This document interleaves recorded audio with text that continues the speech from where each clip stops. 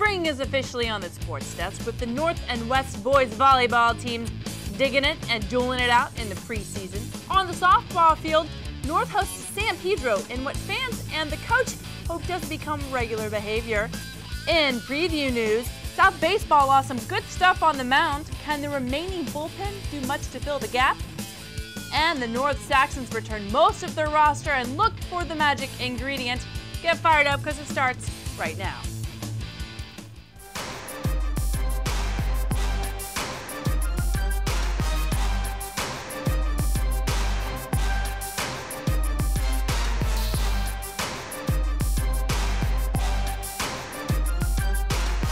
Hello and welcome to the Sports Desk. I'm your host, Bonnie Prickitt, and as the Sweet 16 is being determined in college hoops, that leads many of the spring sports teams to dream of their CIF rings and hopes. Let's go ahead and start with some softball.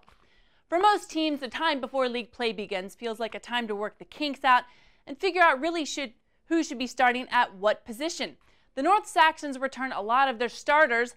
They should be no different, right? Well, they know who's starting at what position, but they're taking a while to start their style of winning in the games. The Lady Saxons have only one win at this point in the season as they host the San Pedro Pirates, who are 5-3. It's a game that's sure to test their skill and strength. But the Pirates were hungry and they're looking for a win. The Saxons game is what you call low-key until the 7th inning. Third inning, Pirates have runners on first and second base. It drops out in right field. The Saxons can't get to it in time. The Pirates would score on this run. They're up by 1. Starting Saxon pitcher, senior Molly Winders, would lead the game in the 4th inning with 2 runners on base, but the Pirates wouldn't get any more momentum in the game. But the question is, could the Saxons do anything with the momentum? First pitch of the 7th inning, sophomore Megan Otino hits one to left field for the single. It's Monique Gonzalez's turn to go ahead and turn it on for the Saxons. The senior's gonna hit one right up the middle, advancing to first and pushing over Megan Otino to second. Bases are loaded with Stephanie Hu on first. Jordan Stamps will ground out here, but you got to check out this play. Megan Otino tries her best. She gets a little dirty, but out at home plate. Jen Crawford up on this 0-2 count. Bases are loaded. Crawford will connect. The ball soars over the heads of the Pirates, and courtesy runner Taylor Carnes plates it, tying the game at 1-1. Shortstop Coco Tauali'i decides it's time to be over, and she'll crank an RBI double out to the right center field for Gabby Fortiani to score the winning run. Let's go ahead and see how the girls feel after this win. It means a lot because last game we lost, and so this one we really had to win. Towards the end of the game, it got pretty intense. Everyone was cheering a lot, and I knew Coco was going to rip it, so it wasn't too surprising. This is a pretty big victory because we didn't want to lose to them this year because last year we went to their home turf and we beat them. We double dipped them, so it was a pretty big deal to us, and we didn't want to come in here and lose. Thanks to Coco and Gabby for the interview. I think I finally have your name right, Coco Tauali'i. Only taken 2 years. Congratulations on their win, and their style of winning gets them a 2-1 win over San Pedro. You see the runs there are Taylor Carnes and Gabby Fortiani. Let's go ahead and take a look at some scores from around the league. The Lady Spartans are looking like the team to beat in the Pioneer League this season. They wiped out reigning CIF champ Santa Monica in a tourney a few weeks back, and now they pummeled Redondo. Hot-handed Christina Washington threw a 5-hitter with 10 strikeouts and a walk in the Lady Tartar win over Peninsula. And the Lady Knights.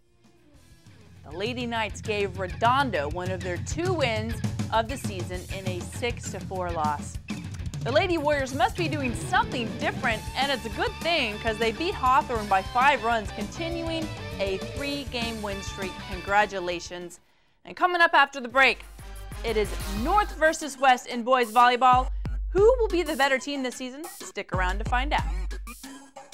With video games, I'm always choosing between what my kids want and what I think is best for them. Hey, Mom, how about this one? Which is why I love these new rating summaries. They let me know exactly what's in the game. Combat, explosions, 2 female warriors, exposed cleavage. Maybe the other one's better. Yeah. Get your free game rating summary today, and with it, the world's most powerful weapon, knowledge. Does retirement have to wait until my 70s? Is a great college for our kids? Out of the question? Is the American dream Out of our reach? Not if we can help it. We're the National Endowment for Financial Education, a non-profit organization dedicated to helping people just like you get smart about their money.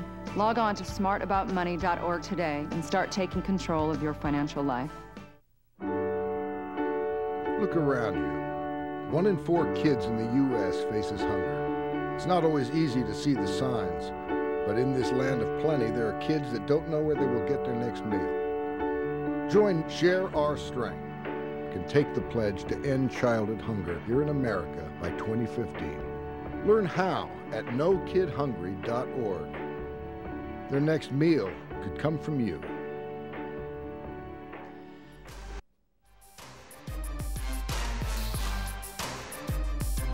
Welcome back. The landscape of boys volleyball changes more regularly than most prep sports. You know, the football or basketball players decide to play their senior year, or a player takes up the sport in high school as a freshman. While these instances are true, it doesn't make the competition any less difficult. The North Saxons have had their moments in the sun, but when it comes to crosstown rivals, the West Warriors, they haven't been able to get a W in recent years. Karen Bright is a Sportsdesk reporter bringing you this one. The 1-4 North Saxons served up some interleague action as they hosted the 0-4 West Warriors. Both teams have struggled so far in 2011, but the season's still young, and both teams are hungry for the W. The Saxons have the first serve in Game 1 and come out strong, taking the early lead. West hangs in there and ties it up at 8 with a big kill from Gray Day. Stealing the Saxon momentum, North is caught off guard by the Warrior attack, giving up easy points from miscommunication. West runs with the lead, winning Game 1, 25-16. Game 2, North on the board first with a 4-1 lead, and here comes Eddie Gordon with a Warrior kill. Saxon Michael Perez gives it right back, and these teams are gearing up to go point for the rest of the match. With 5 ties in Game 2, North pulls ahead with a big kill and a big serve from Lars Little. The Warriors won't return this one, and North takes Game 2. Game 3, match tied at 1, Saxons jump ahead with a 10-5 lead. West fights to keep it close, but the Saxons take Game 3, 25-22. Saxon Kyler Kitani tells us what changed for North from the start of the game. Our team was a little down, but then coach told us we're making the mistakes. We're missing serves and hitting balls out, so if we keep it in, we'll win. Match on the line in Game 4. Saxons up 2-1, but West isn't ready for their curtain call. Day aces it, and it's 7-all. But with the Saxons eager to close down the match and the Warriors fighting for their first win of the season, they'll tie it up 7 more times. We're at 16 apiece, and Warrior fans like what they see. The tide changes for the Warriors, and they win the point for the lead and hold on to it for the Game 4 25-20 win. Here comes the Game 5 tiebreaker, and it doesn't get much closer than this. Remember, Game 5 only goes to 15. West is down 8-7. Michael Perez with a shot, Ben Kim with a block for the point, but Little answers right back for the Saxons. Game 5 goes to 15, but you gotta be up by 2 to win it. It's 15-14 North, and Ben Kim keeps the Warriors in the game with a kill. Down again, Zach LeGros kills it to tie at 16, but North scores 2 unanswered points to close out the match. The Saxons take down the Warriors in extra points. They win Game 5 18-16, and the match 3-2. Pulling out a win in such a close game has the Saxons proud of their performance. I think for the first time this year, my boys decided to play with a little emotion, and I think that just allowed them to stay in that game. And it's point for point there. It could go either way, and these boys just gutted it out. And it's okay after a play to get emotional and get pumped up. And that was the first time I've seen that out of my boys this year. Reporting for the Sports Desk, I'm Karen Bright. Thanks, Karen, for the wrap-up. Well, North pulled out a win this year over the Warriors, winning games 2, 3, and 5 to take the match 3-2 against the Warriors. This should set them up pretty well for the Pioneer League. West surely got some good experience to get them ready for the tough Bay League that's just around the corner. North Torrance also took 3rd place at the San Gabriel tournament. Congrats. Now let's go and take a look at some other scores. Torrance tried but just couldn't cap a win while playing Peninsula. They were just outmanned on the court in the last game, losing 15-7. South looks like it's going to have a good time competing in the Pioneer League after beating Cathedral in a very competitive match, winning 3-1. And that's all the boys volleyball scores we have for you this week. We're going to take a short break, so stick around to see what's going down on the North Saxon baseball team. They've got a nice number of returning players for the season.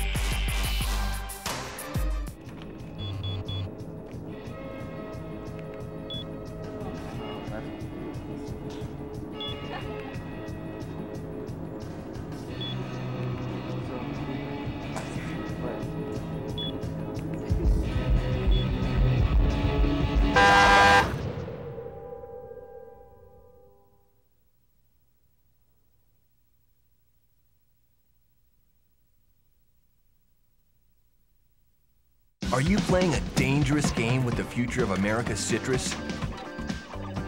Move a citrus plant and you could be spreading a disease that kills citrus. On its own, the disease can't move far, but in a car, an infected plant can travel miles. Move a citrus plant and it could be game over for our citrus. Now it's your turn. Please, don't risk citrus. Don't move citrus. Learn more at saveourcitrus.org. A message from the USDA. Before we dive headfirst into baseball season, we have 2 teams left in the Pioneer League to tell you about. We're going to go ahead and start with the Saxons. Last season, they were a very young team and ended with a 9-18 overall record. And that's something the returning players would rather forget. However, forgetting the leadership and outstanding play of Bren Yamaguchi and Philip Ahola is harder to do. This year, every player is fitting into a mold that just might get them into a better spot on the Pioneer League ladder. With the crack of the bat, the Saxons Baseball Club leave last year behind. They look to be successful this season.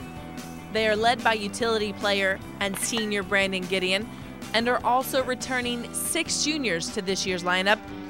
Shortstop Jack Kennedy tells us they know exactly what to do. Well, just to stay tough, because usually last year when we'd get down, we'd always quit, and then that was what lose us the game, and usually just to keep on getting better instead of settling. Returning junior and first baseman Matt Jarvis explains another focus for the Saxons this season. We have a different approach at the bat. We got to start hitting better, and then come play as a team. That's how we win games. You have to have fun. You have to be serious, but not too serious. Speaking of fun, teammates dubbed second baseman Corey Bishop as the one that's lighthearted in the dugout, though he's serious about the outcome. At least make playoffs, and I don't know, try to win league. The Pioneer League is crowded with talent, and the Saxons have some of it on their roster. They got to mix it with fun and a few other things. Working hard and just practice hard and go out there and win.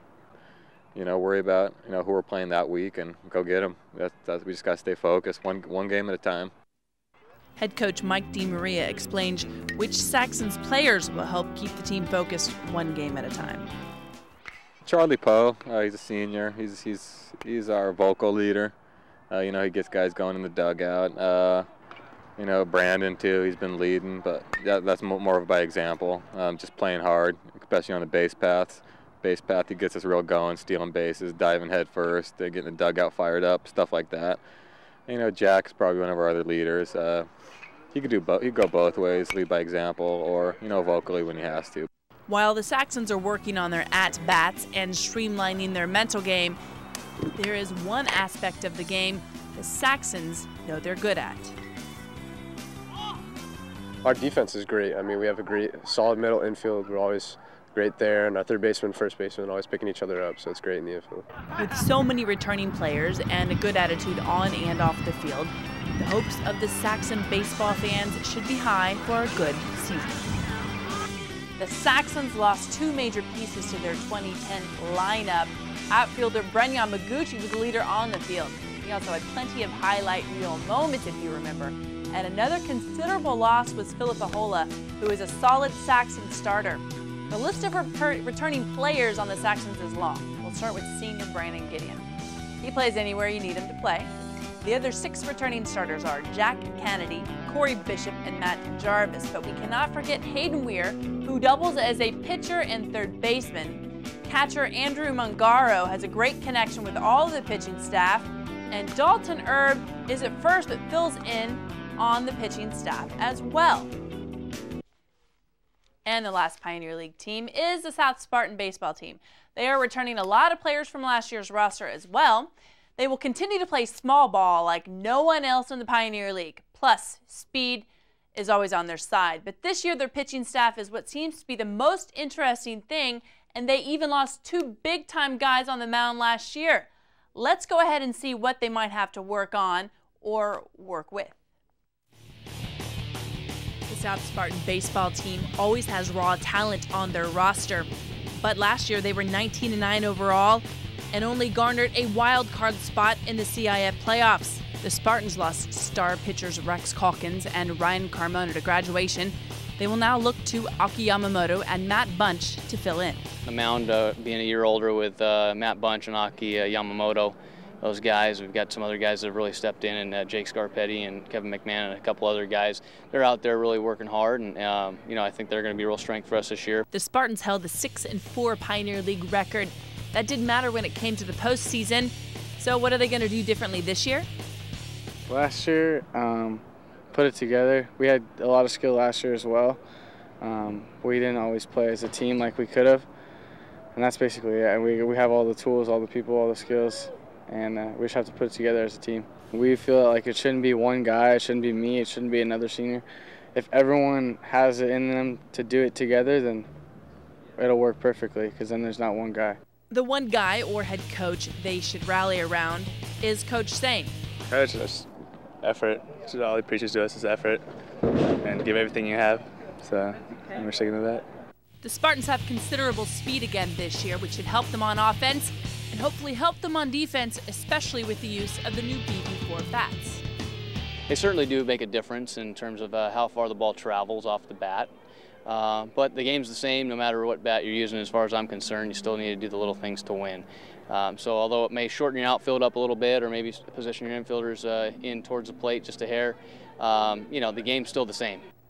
The seniors on the Spartans know what they did wrong last year and know what they need to do to fix it this year.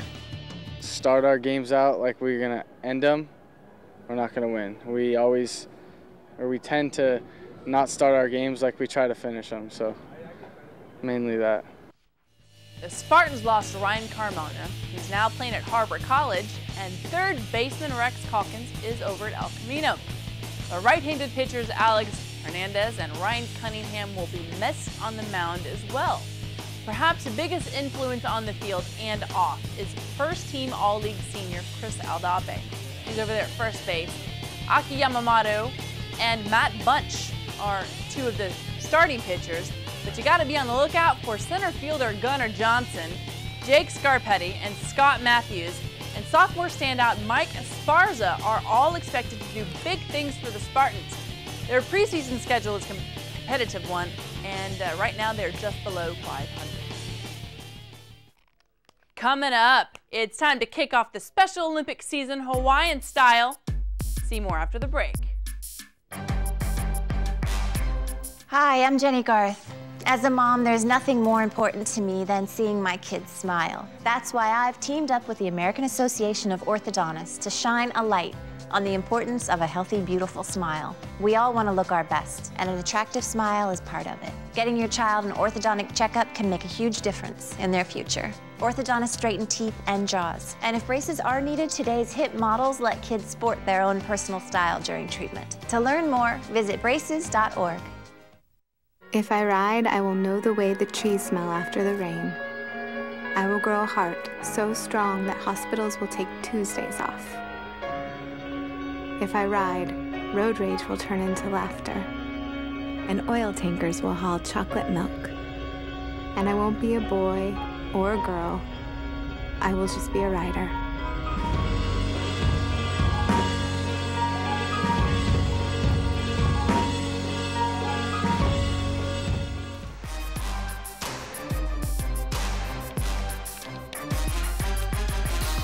Welcome back. One of my favorite things to do in the spring is to check out some of my favorite athletes ever over at the Special Olympics.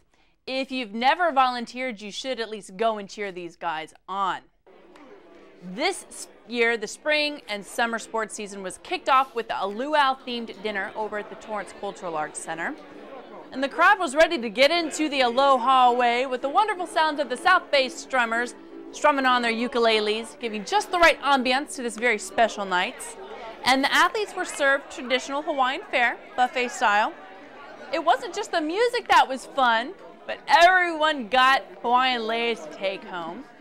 An outstanding athlete, Jennifer Blydestell, gave a moving message about her experience of being a star Olympian.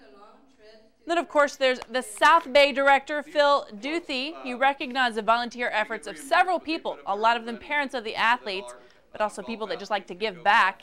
The best part of the night, though, for the athletes was the trophies that they were handed out. And don't forget, most of these folks participate in more sports than the average person. So it's surely deserving that they had a night of fun and food to kick off their spring sports season. For more info, go ahead and check out information on the screen right now. You can go to sosc.org.